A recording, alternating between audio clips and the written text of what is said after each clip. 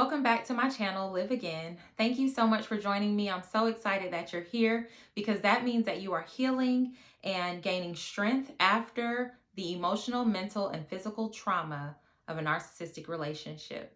I hope that by sharing my experience and my testimony with you, that it will not only bless you, but it'll also give you greater strength. Let's jump right into today's topic. Today we are going to talk about how narcissists abandon you when you need them the most. Let this serve as a reminder. If you are having thoughts about the narcissist, thinking about going back to the narcissist, or whether or not you should leave the narcissist, let this serve as a reminder to you that someone that loves you would not abandon you when you need them the most. Narcissists, they love to destroy important events, birthdays, holidays, because narcissists, if it's not about them or not serving their agenda, they don't care about it. They see no need for it, okay? So they don't mind destroying anything that serves someone else or makes someone else happy. If it's not about them, they are aggravated. I know that may sound crazy, but anyone that's been in a narcissistic relationship knows exactly what I'm talking about. My personal experience was when my ex-abuser left me right before my DNC surgery. And a DNC surgery is for women who are suffering from a miscarriage. So I'll begin by telling you and explaining to you how everything happened, okay? My ex-abuser was ready to have another child. He was adamant about having another child. He was very ready to have another child. He was determined to have another baby. And because we are over, a particular age, I was kind of nervous, will I be able to have a baby at this age, And so all those thoughts were in my head. His family was so ready for us to have another baby. We hadn't been married that long, less than a year, and we kept having these discussions about having a baby. The time came and I was pregnant. When I shared the news with him, first let me just tell you how these narcissists, their minds think. And you have no idea. If you were like me, you had never heard of narcissism, you had never heard of narcissistic personality disorder, you had never heard of narcissist or anything like that, you didn't know these demons existed. So let me take you back. When I first surprised him, I put together a whole little surprise. I took 5 pregnancy tests. To determine my pregnancy, to show me that I was pregnant, because I just was so shocked that it happened so quickly. And I took 5 different pregnancy tests. I put them all in a gift bag for him with baby clothes and baby lotion and things like that. And I think I said to him, as far as I remember, that it was a late wedding gift from someone. I was like, oh, someone got us like a really late wedding gift. I was like, let's open it together. So I let him start opening it. He takes out the baby lotion, and I think the second thing he may have taken out was a baby brush. And he was like, oh, this is something for you, just you. And I was like, no, I think it's for us. So he's opening stuff out. He dumps the bag. I'm like, just take it all out. He dumps the bag over, and all of the pregnancy tests come out. He grabs them and he looks at me and he's like, you pregnant? And I was like, I am. He jumped up, he grabbed me so tight, he started twirling me around the room. I mean, my ex-abuser was excited. In that moment, I really believe that he was excited. Even looking back, I think he was excited. Now, he wasn't excited for normal reasons that a normal soon-to-be father would be excited for, because he is not normal. He's a demon walking around, you know what I'm saying? And so he was excited because he could trap me, right, and keep me in this marriage longer than I probably would normally have been. And B, he was excited because this is exactly what he said after twirling me around. He said, she's going to be so mad. And I was like, what? Who's going to be mad? And I'm like, hold on. And he was like, no. I'm saying she's going to be excited. And he said, talking about his daughter. And I was like, no, that's not what you said. You said she's going to be so mad. Who's going to be so mad? Y'all, I'm sitting up here, I'm like, don't speak that over my baby. Like, whatever you're talking about, so we don't want anybody mad. Like, we don't want anybody mad. Don't speak that over my baby. Like, babe, that's not how we live life. Like, I don't know what you're talking about, but no, we're not gonna do that. But this is what narcissists are thinking about. He was not in that moment. He was thinking about making one of his old supply upset. He couldn't wait to showcase our pregnancy off to somebody in his past, somebody that he was trying to get back, because that's what narcissists do. And that's what he was excited about. Like, this clown said that in front of me. That's exactly what he said to me. I shut that down and was like, no, nobody's gonna be so mad. We're not doing that. And plus, we're not even gonna announce a pregnancy like for a while. Like, we're not even gonna do that right now. So that was that. Moving along, at maybe, I think I was about almost 2 months, so maybe like 6 weeks or so, I started spotting. I started crying. He rushed home from work, and I had to keep going to the doctor's office to get my blood drawn, because these days they can check your HCG levels, and they can to determine whether or not you're losing a baby. So for me, they took my HCG levels one day, and the doctor called me back and said everything looks good right now. Your starting point is good. We can confirm the pregnancy. Yes, you're pregnant, and your starting levels look really good. So after that, after telling me about my starting levels, they said, we want you to come back. I think, if I can remember correctly, it was either the next day or it might have been 2 days later. I can't quite remember, but it was either the next day or 2 days later. They wanted me to come back to draw more blood to check my HCG levels, because your levels should double that early on in your pregnancy. Your levels should double. So for example, if my level was 700 when they first checked it, in 2 days when I went back for them to draw my blood again, it should have been 1400. Now, I can't remember the exact number, so I don't remember the exact numbers, but I'm just explaining to you. So my ex-abuser drove me to my visits and all of that, very involved, very concerned. I think he even took off work one day, just as concerned as I was about everything. So we got the call 2 days later, and they said, it looks like you're miscarrying. My levels had only gone up maybe 200 points. So instead of doubling, it only went up 200 points, and they knew that I was miscarrying.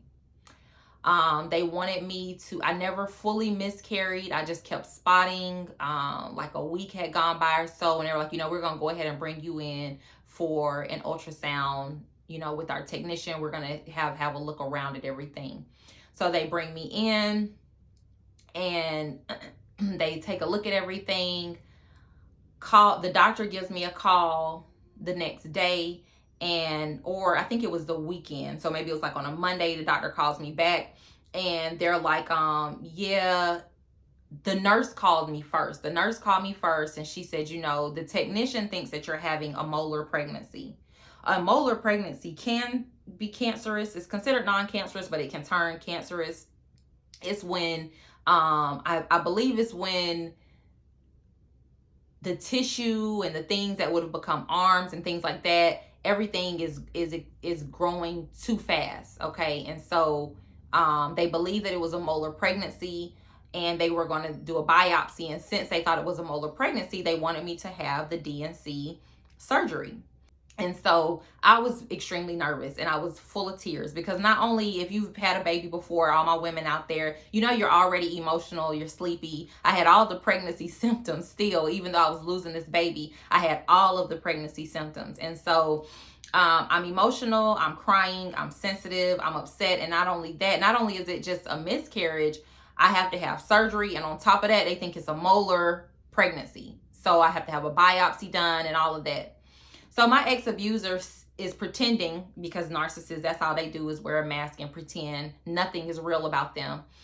He's pretending that he's concerned, that he cares, that he's sad. He says things to me like, I can't lose my wife. He had been on the couch all day long, like in a depressive state, telling me, I don't want to lose my wife. So if it becomes between you and the baby, whatever they got to do, any type of surgery you got to go through, babe, we're going to do it. I'm going to be there to support you. We got to get through it, because I'll lose that baby, but I do not want to lose my wife. This is what this fool is telling me. I mean, it's funny now, but you know, at the time I believed him. I believed this was my husband. We're trying to have a baby.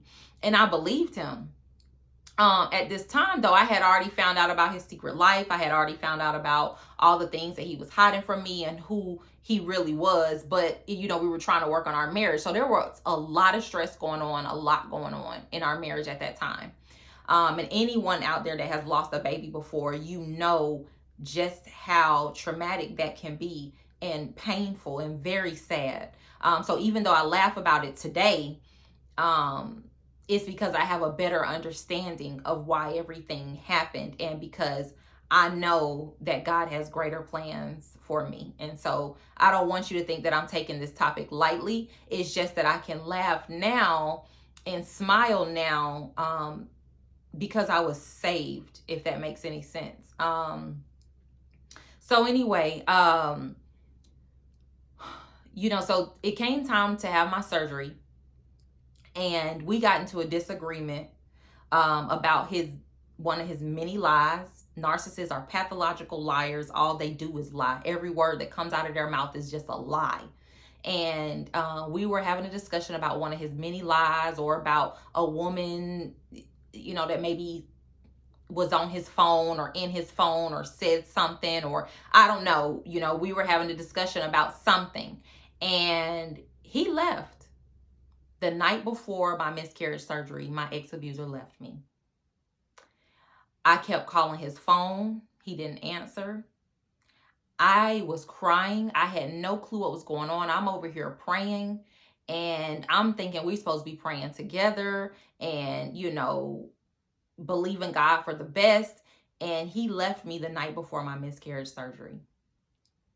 I had to call one of my family members and ask them if they could take me to my surgery at the last minute. And of course, you call your family, they're like, okay, where's your husband? You know, not that your family's not going to take you, but just like, yeah, sure, I'll take you. What happened? Because it was literally like 9 or 10 o'clock at night. And I got to be at surgery 7 a.m. in the morning, 8 a.m. in the morning. And I'm saying, hey, I can't go. So I'm covering for the narcissist, as I used to do in the beginning. And I said that he ended up having to go to work. They called him into work. And, she said, you know, oh yeah, well, you know, of course I can take you or whatever. So I'll take you. So I text him. I sent him a text message saying, you know, don't worry about taking me. You're not answering my phone calls. You know that I have surgery tomorrow. Don't even worry about taking me anymore. You know, someone else is going to take me. He immediately texted me back. Now, he'd been ignoring all my phone calls, crying on the voicemail, everything, all of that, all the previous texts he's been ignoring. But the minute that I say that somebody else is taking me, this demon texts me back and says, no, they are not. I will be there in the morning. Now, he off with his supply, cheating, doing his addiction, having fun with that, living his secret life that he lives, and leaving me cold the night before my surgery, my husband, and saying to me, no, I'll be there in the morning. So I asked my family member to come really early to take me to have this surgery. He beat them there. Of course, I think he might have showed up about 5 a.m. or so. You know, narcissists don't really sleep. They don't really sleep. So he probably didn't even go to sleep that night. He probably was up messing around with somebody like always. And he didn't even sleep that night. He probably was just having a fun field day out somewhere. And he came home about 5 a.m. to take me to surgery and walked into the bedroom like everything was normal. That is what these people do. That's what these creatures do. Pretend that everything is normal. Okay? That's that manipulation. That's that gaslighting. That's all of that they do. Acting like everything is fine. And you're sitting up here spotting, about to go to have surgery. And this fool walks in and just says to me, I'll be downstairs when you're ready. There's no way that my family member is going to be able to take me. It would have been just a whole bunch of mess, because that's just how crazy he is. And so I called my family member and said, don't worry about it. He's off. He's not at work. He's going to take me. They done changed their plans around. They said, okay, no worries. That was that. We get in the car to head to surgery, and, you know, he prays over me and prays for my safety and all of that. Y'all, let this be a reminder to you, like I told you in the beginning. The narcissist does not care about you. I don't care if you are in a marriage or were in a marriage with a narcissist, that means nothing. Okay? I don't care. That just means that you were being set up to be forever supply. That's it. I don't care if you were dating a narcissist, if you have a narcissistic friend or a family member. They do not care about you. They leave you and abandon you when you need them the most. Never forget that. Never consider going back once you have escaped and God has rescued you. Stay away and never look back. If you can relate to what I'm saying today, if you've experienced the narcissist abandoning you and leaving you during some of your most vulnerable times, make sure you like this video and share your comment below with others so that we can get the awareness out there, save someone else, and be a blessing to someone else. Thank you so much for joining me on my channel. I'll see you next time. God bless.